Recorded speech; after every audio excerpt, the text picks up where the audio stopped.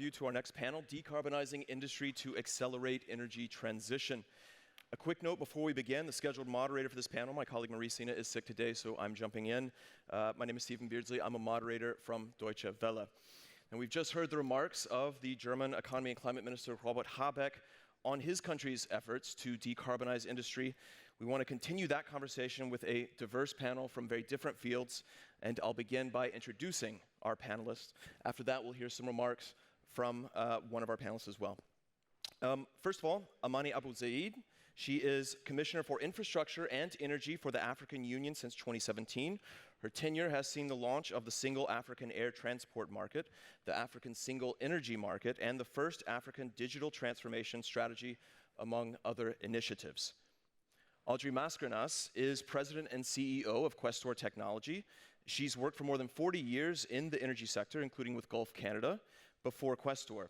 She has a master's degree in petroleum engineering from the University of Calgary. Andrew Prague is Managing Director for Policy at the We Mean Business Coalition. That's a collaboration of business-focused nonprofits that advocate for upholding the 1.5-degree path and halving emissions by 2030. And Josine Xingzhou is Managing Partner and Corporate Sustainability Leader at PwC China. She counts 30 years of experience in government services, consulting management, and financial industry audits, among other areas. Welcome to all of you. We would like to begin our panel with some remarks by Ms. Abou-Zeid, and then we'll move directly to questions. Ms. Abou-Zeid.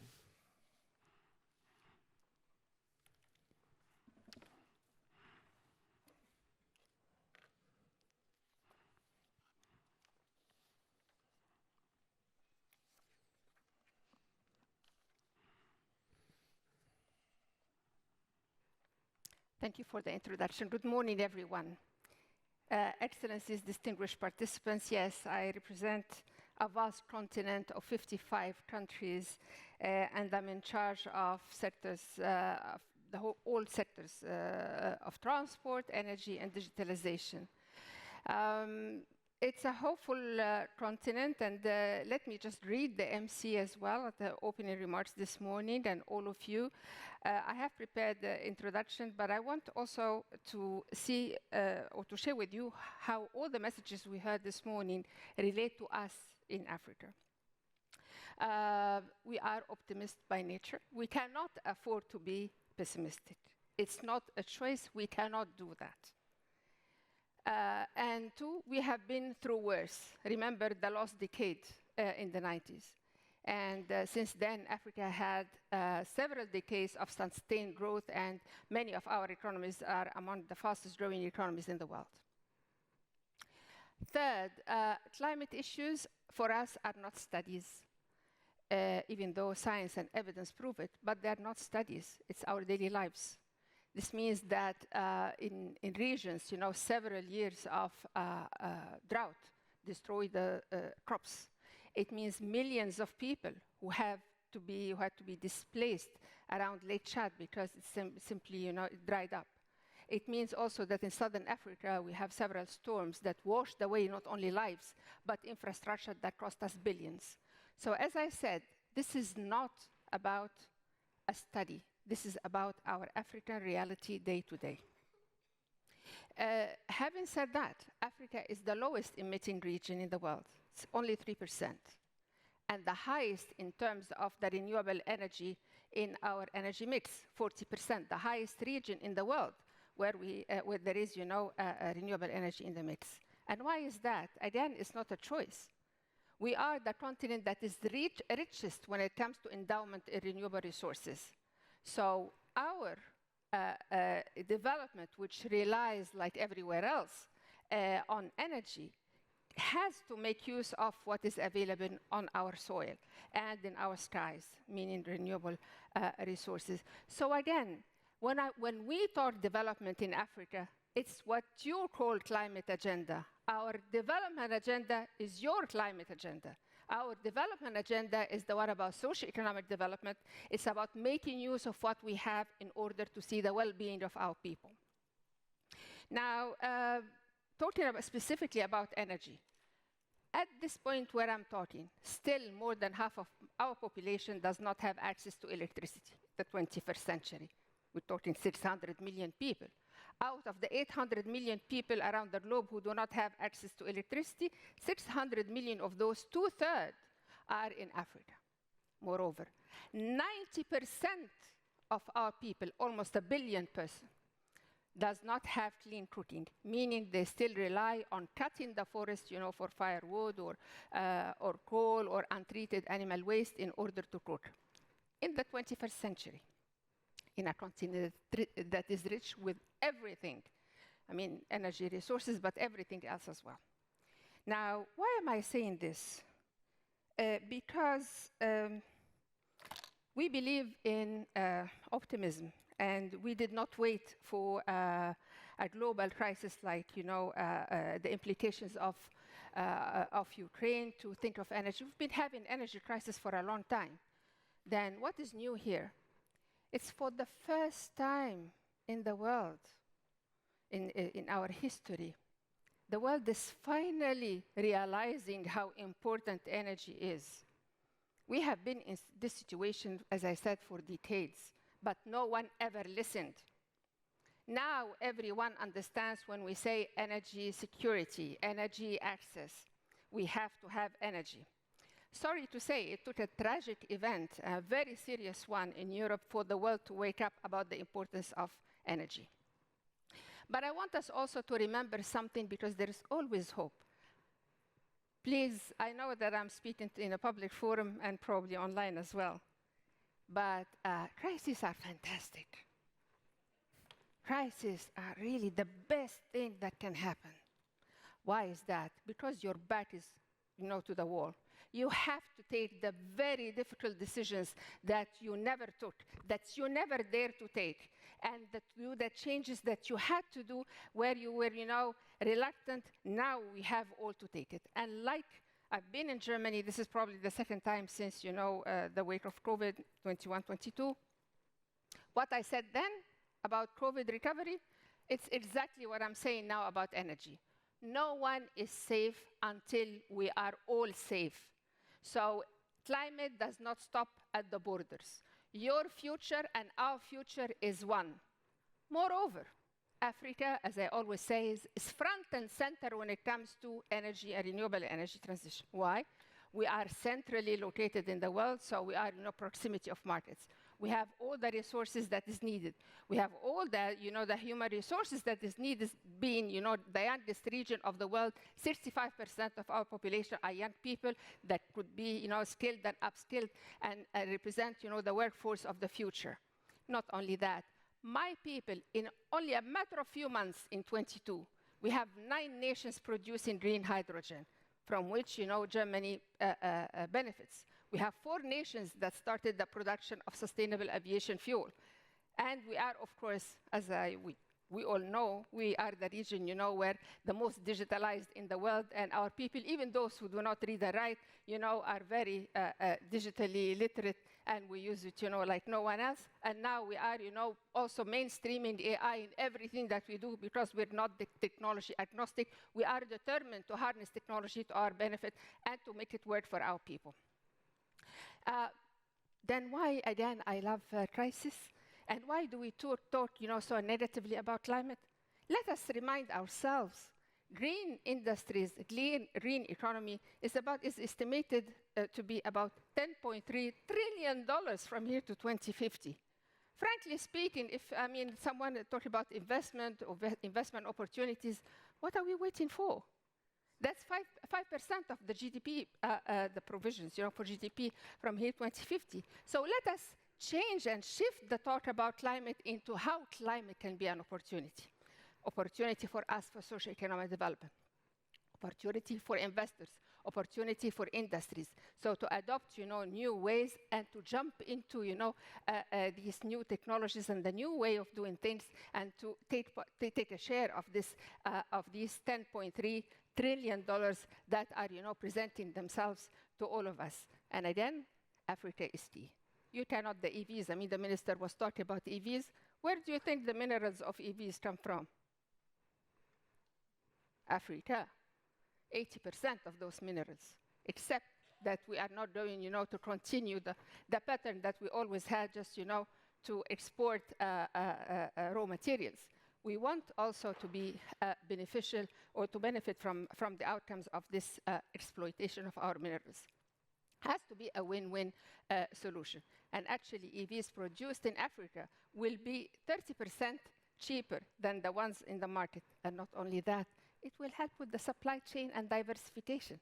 So we hit all points. Everyone benefits. And this is how we should think about green developments, about climate, how to make it a catalyst for a wider change, for a wider socioeconomic development, and especially in our region, where often Europeans talk about our region in terms, negative terms, or only as a problem in terms of migrants. If there are job opportunities in our continent, frankly, we don't like, to send our kids off. And frankly, it is treasure to us to see our kids, die in the Mediterranean. So let us just change the narrative. This is a message about hope. This is a message about fantastic opportunity that is presenting itself to all of us. And this is the time to act, not talk. And let us keep exactly what was said early on in this meeting. Scale and speed. There has been 28 rounds, with all the respect. I mean, I'm an engineer, so I believe only things when they happen, like St. Pierre. So even though I'm wearing a politician hat, but I am engineer. So speed and scale and implementation, and frankly, no more rounds, crop or otherwise, are needed. Let us just, put things into action, and I thank you.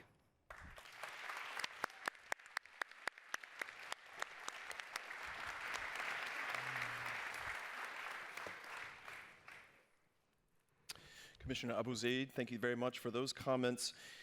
You're very clear of the interdependency between the global north and the global south, in particular Europe and Africa, when it comes to... With all due respect, we don't recognize the term global south. We don't use it. Africa is centered to the world, and if you want to refer to us, either to say Africa or to say, global, emerging and developing economies. Thank you. We'll say between Africa and Europe, this interdependency when it comes to what they call an energy transition, what you call development in the future. Everything is there, you've said. Everything is there. The labor is there. The projects are waiting to be done. The money is constantly the issue, it seems like. Where is this private investment coming from that all of this public money is trying to spring forth? How much of a challenge is that for you guys right now? It is still a challenge, not only for us. I mean, the global markets, and the succession of shocks that the world has seen is causing, yes, a true problem when it comes to access to finance. But also, we've been having constantly this problem, access to finance to us, not only because there isn't enough finance. Let me just remind everybody, from the climate finance that's around the world, that's available in the world, Africa gets only 2%. 2. And why is that? 1, stereotypes. 2, and if one really says that, I can write a thesis about it. Oh, you don't have bankable projects. Please, come and we'll show you the bankable projects. 3, the unfair labeling of Africa as a risky investment, which means that the cost of capital that comes to the continent actually is 10, sometimes 12 times higher than anywhere else. Really, what private sector in the right mind would come into that? So what we are also working on now, and that we are pleasing our heads of states, and what we are doing, at the international area, is that to a true and fair estimation of risk in Africa. Actually, studies show that Africa is the second least risky region when it comes to infrastructure energy investments.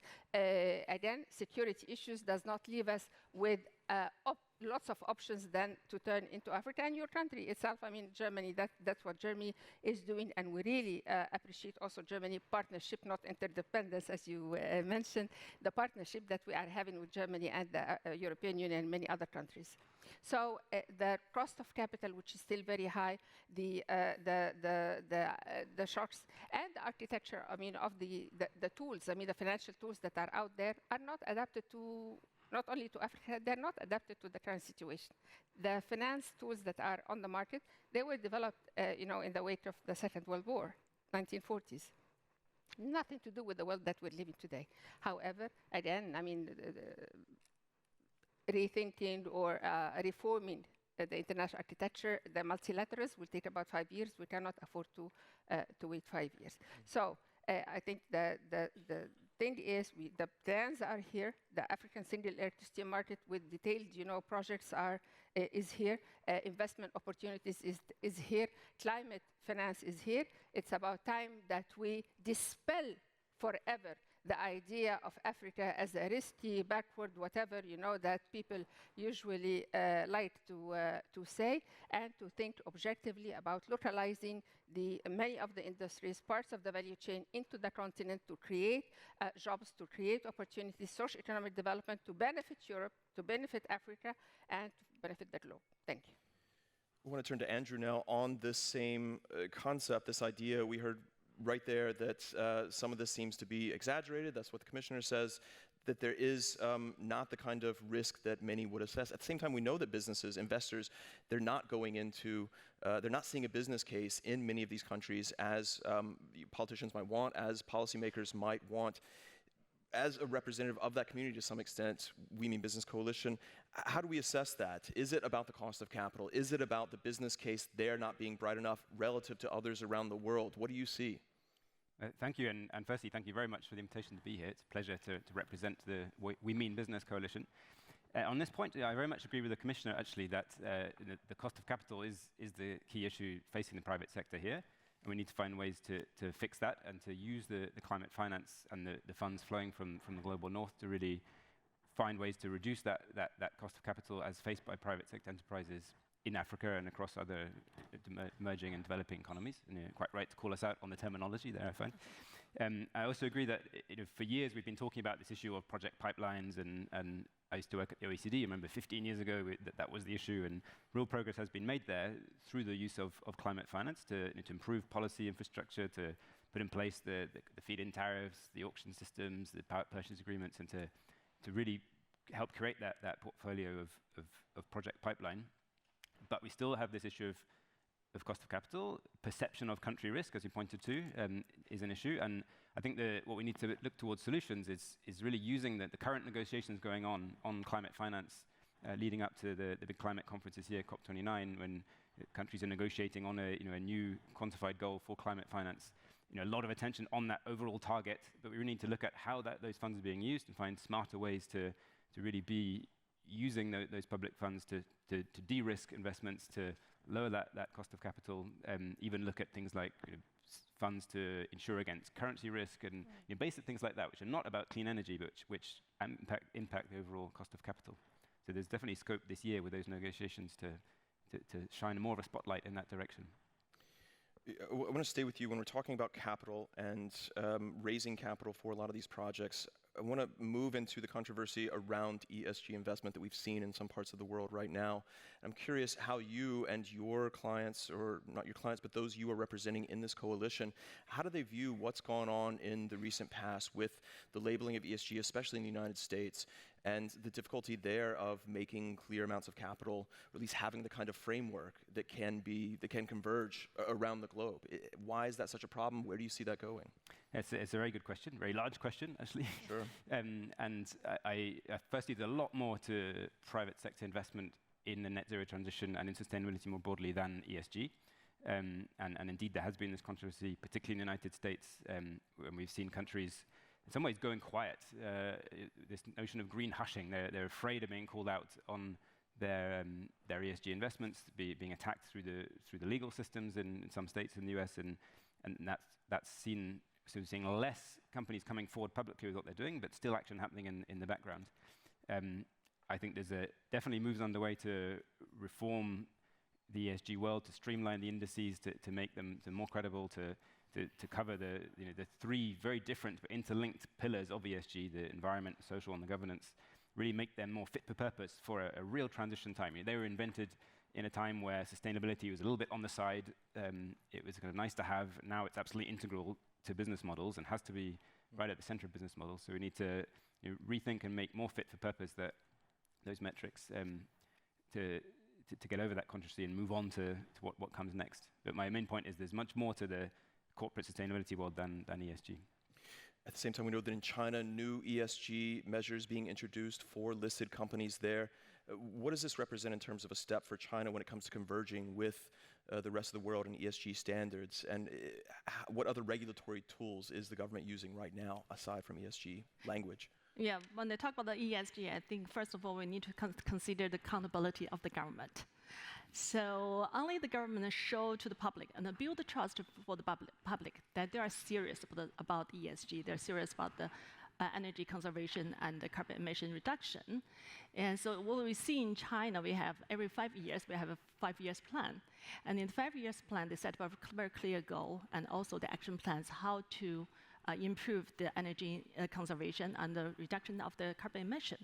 And this is not only at the plan at the state level, actually they push down, the KPI has been pushed down at provincial level. And also it's not only to the government agencies, but also they put it down as a personal assessment for the leader team at provincial level. So when every year on the annual performance review, they will assess whether you have achieved the goals set up, but they have taken actions to achieve the goals you set up for the carbon emission reduction and also the energy conservation. If you don't achieve it, you may get demotion. So if you achieve it, you get reward and incentive. And what is incentive is actually you may get more support from the state level to encourage you to do more. So that is what we see from the accountability of the government. And also when we see what is the role models, for the enterprises. So what we see at the state-owned enterprises, because in China, state-owned enterprises, they play a significant role in the market. So the regulator of the state-owned enterprises also issue the new rules to ensure that the state-owned enterprises, they also implemented the energy conservation and the reduction of carbon emission.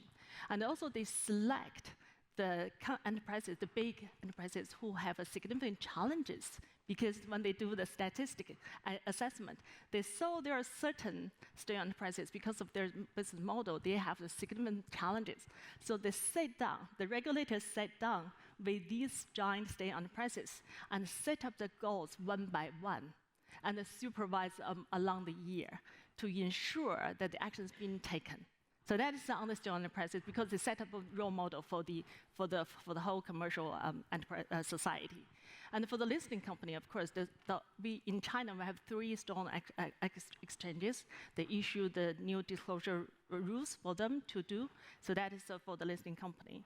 And for POE, because the local governments, they have the requirement, they have the KPI from the state governments. So they are also locally to support POE in their cities, in their provinces, to do not only the carbon emission reduction, but also to encourage them to do the technology innovation, to save, for the new energy. So that is what we see a pretty comprehensive system in China to encourage the energy conservation and reduction of the carbon emission. And you see those ESG rules then moving on beyond those listed companies as well into Yes. private-owned smaller organizations? Will there be a voluntary take-up of that? What do we mean, actually, for the small to medium, they are still voluntary. This encourage, actually, is incentive from the government to encourage them to do the disclosure. And also because they are on the supply chain with the big SOE or with the listing company. So it's kind of it's voluntary or from voluntary to involuntary because you're an ecosystem. I want to move to Audrey now. One area that we see China, the US, especially sort of working in collaboration on, we talk often about competition. We heard Robert Habeck there talking about the competition for climate manufacturing. One area we see a little bit of convergence on is agreement on methane abatement. This is your area. You've worked for Questor, I believe, for 20 years now. Started out in the energy sector, then moved over to clean combustion. Is methane having something of a moment right now? What does it mean for your industry and the possibilities? So everyone's talked about methane being the low-hanging fruit. Because it's 86 times worse than CO2 over a 20-year period, And when you look globally at where our emissions are, it truly is an opportunity for us. The problem we're trying to solve is the temperature rise. And so when you look at it, you've got to look, and being the engineer I am, you look at what's the easiest, quickest thing that I can do. And when you look at how much methane we're putting out, whether it's in the oil and gas industry, whether it's in agriculture, whether it's in industry, every single industry has a methane problem. If you can cleanly combust it and turn it to CO2, which sounds counterintuitive, but because it's so much worse than CO2, if you can cleanly combust it and then use that energy wisely, you actually get to a path to net zero for zero cost. But you also have ancillary benefits. You can provide clean energy to communities in Africa that live without energy. You improve air quality because the problem with methane, it comes with VOCs and benzene and other hazardous air pollutants. So when we don't look at how we deal with waste gas wisely, we're actually creating a lot of other issues that touch on socio-economic justice as well. Right now, according to the World Bank, every day we waste 14.5 billion standard cubic feet a day of methane gas by flaring or venting it. It's happening in places where people live with zero energy. And I'll pick on Nigeria, for example. Here's a country that's a leading oil producer. Yet 150 million people, 80% of them live with zero energy. Yet they're also one of the largest flarers of gas.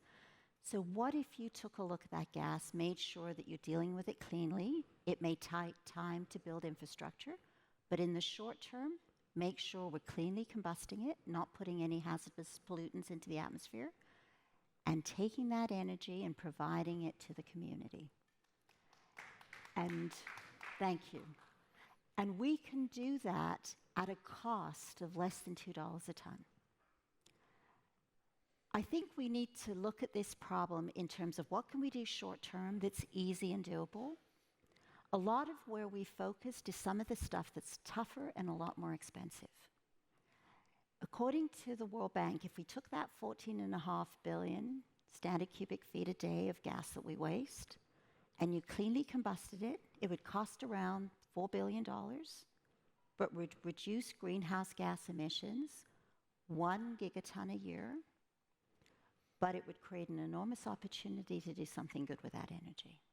This is our low-hanging fruit, and it's a conversation that we're not even having. What's standing in the way? I think we love the shiny, sexy, and I'm going to get myself into a lot of trouble. Carbon storage. It's carbon capture, it's hydrogen. There will be time for those things. We're putting a lot of money and research into it, but we should do the easy, practical stuff.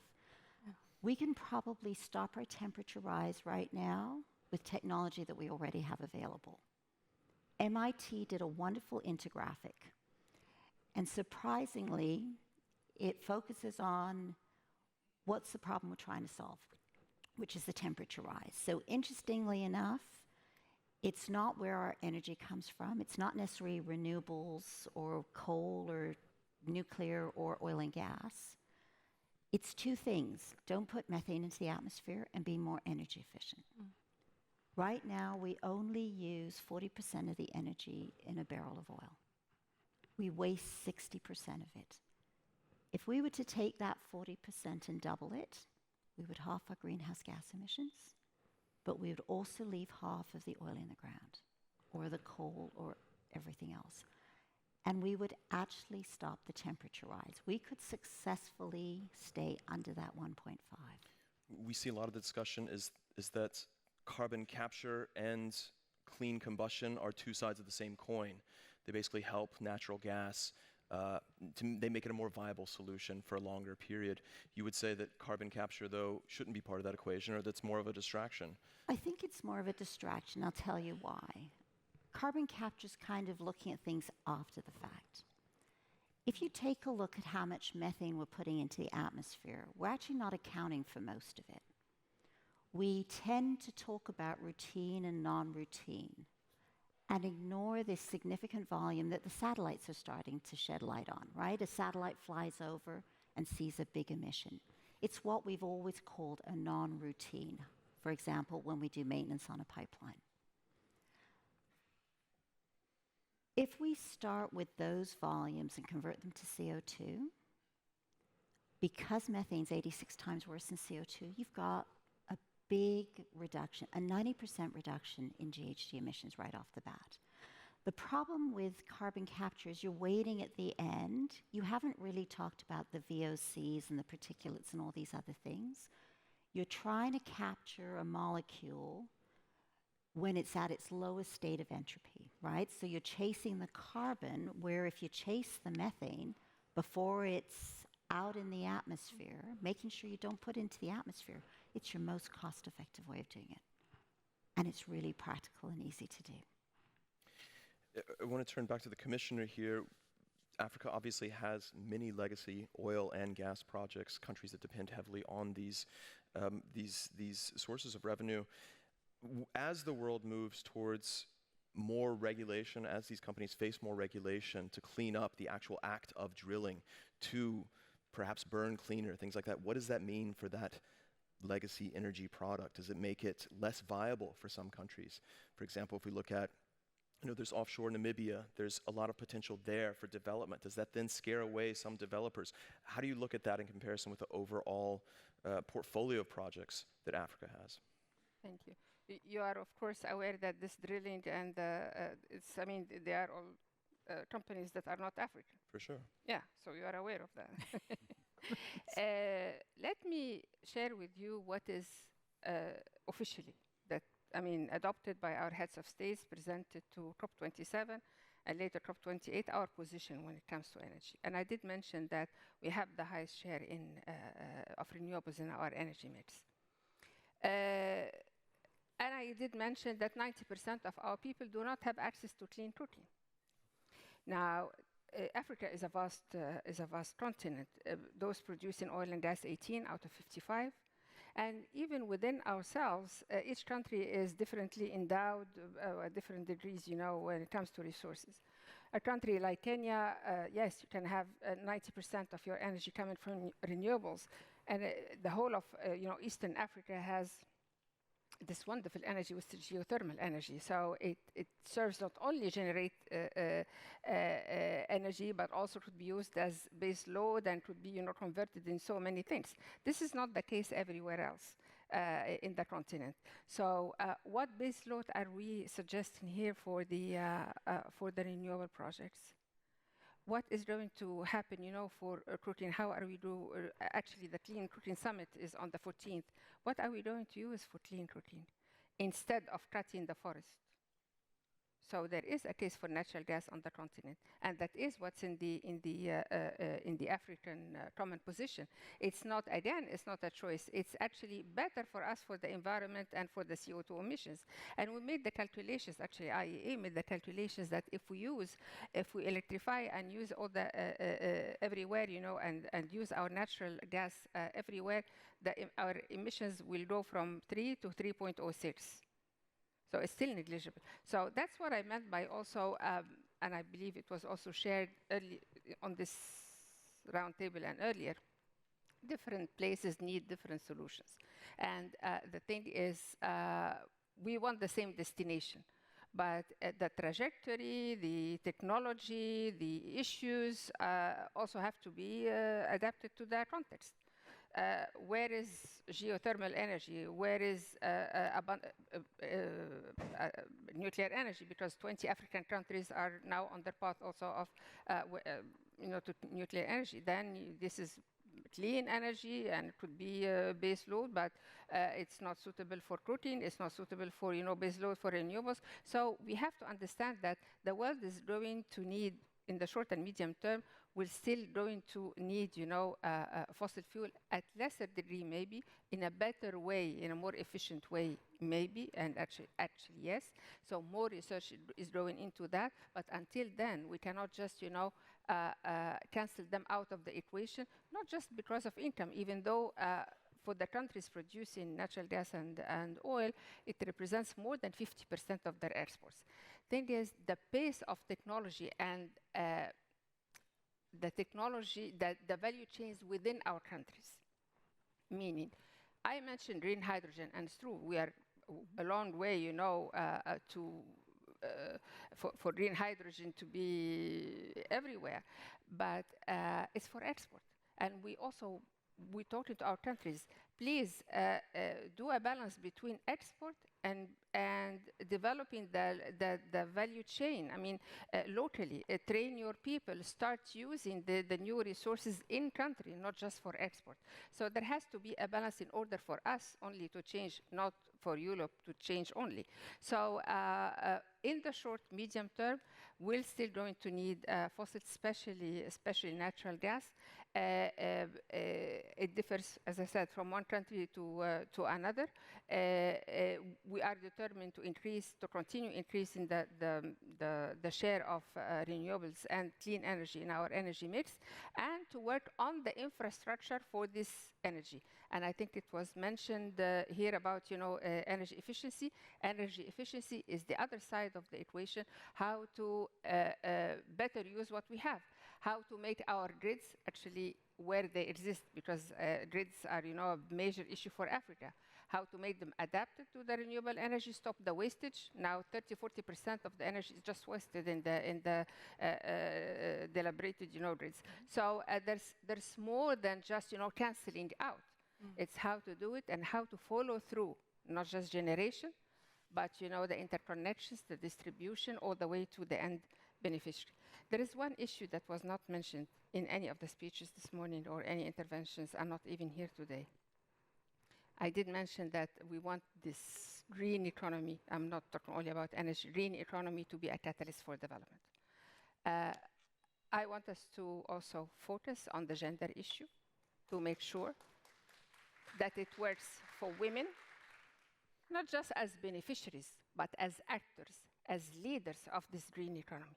We want them to be heading the new enterprises, the new technologies, the new businesses that are going to lead this green transformation, and to be and for lines of credit, big lines of credit, not small credit. I mean, small enterprises or API, whatever they want to, you know, corner women in the microcredit, whatever.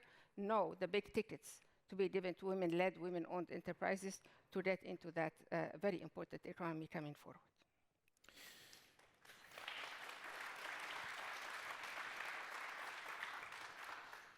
I want to turn back to Josine. We heard Robert Habeck there talking about this development of climate tech as a race, a competition. Very clear words there. China is often part of this conversation when it comes to the US, when it comes to Europe, about this race. Obviously, a lot of talk now about overcapacity of manufacturing. I'm sure you've heard this plenty of times. How serious is this race for China? Is this a method to boost the economy, essentially, to replace other sectors that are failing? Or how would you assess it and explain it to those of us who are here? Yeah, I'm very happy that you bring this question out, because actually it's kind of a confusion made back in China in our enterprises society, commercial society, because when you talk about the EV, the new energy, all the things that have been done, as we think is the benefit for the whole world. It's not only for China, right? Because the climate change is not only the nation's issue, it's the whole human beings issue. So what we're doing on the EV, we try to clean up the air, and we build a new vehicle with a cheaper price, and also we have done a lot of technology, invest a lot in the technology innovation to make the battery drive longer, much longer. Now we're aiming to 1,000 kilometers, so you don't need to change the battery so often. But then all of a sudden we got the criticism about the overcapacity. So when we say the overcapacity, what is the base? Is overcapacity is in the perspective of the whole world, because the challenge is facing by the whole world, by the whole human being. It's not only by one nation. If you cannot resolve the climate change issue in China or in Africa, you cannot resolve it for the whole world. So when we talk about it, if we really think it is for the world that is not overcapacity, it's undercapacity. And we treat it as overcapacity, we treat it as a market competitor. We are not treated as innovation for the human being, for the energy conservation, for the reduction of the carbon emission. So that is, I think, what is standard we put on to assess the overcapacity. And also, what we think is, when we say, if the government, if the global, if we work together, we treat it as, when you do the cycling team, there is a leading cycler, what they call the windbreaker. He lead the team is not for themselves to be the champion. It's actually to make sure the whole team to be the champion. Normally, at the end, the windbreaker will not be the champion. But actually, because he faced the whole wind, and to leave the rest of the team to feel a little bit of rest, and then can catch up quite quicker. So now I'm thinking that why treat the enterprises, the EV producers in China, as the windbreaker, as the cycling team, and the whole world, we're on the same team. We're facing the challenge of climate change. So that is what we say in China, because we say a lot of global solutions, there's no global solutions. But in Chinese, we say solutions are much more than challenges. I want to give the Commissioner briefly the last word here for our panel.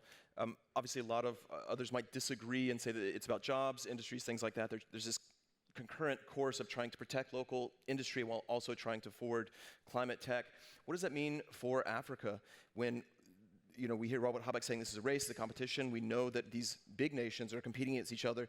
Is that to Africa's benefit ultimately? Does that affect it in some way when it comes to this overall, not transition, but development? No one can be happy seeing the world as it is now, fragmented as it is, and getting, instead of, the partnership and our collaboration mode that we've seen in COVID, which we've seen in COVID in many ways, how, again, we felt like one and we tried to protect each other. No one is happy with, the state of things, the deglobalization, the resurgence of wars in Europe, and these global trade wars. But I'll talk about, if it's competition, the healthy competition is the competition in technology, in getting, technologies fast, the right ones, the affordable ones. That's a healthy competition that we want to see, and we want to benefit. And of course, I mean, any developing nation, it's good for us, because instead of going through unnecessary paths that are polluting, not adapted, or could be obsolete only in a few years, is good for us, to adopt the latest and the best. And we want to see this healthy global competition happening, not global wars, competition as wars. I think the world, and it was said earlier, I very much, second what was said. The world needs to. We are in a very serious situation, and what is really alarming to me is that, and I keep referring to COVID, we should not forget about it. It was a very important year, or a year and a half, because lots of lessons.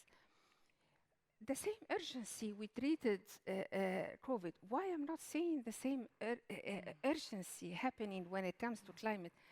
And then we start talking about competition and war and this and that. I think there is need for us to think again that we are on the same boat. It's happening to all of us. God forbid, something bad happens, we are all affected. And it's about time that we go back to the healthy competition, whereby science and practitioners and implementers and financiers get to the work. Get to the work and stop the talk. Thank you. All right. That wraps up our panel. I want to thank all of our panelists. Thank you for your time, and thank you for your attention. Okay. Thank you.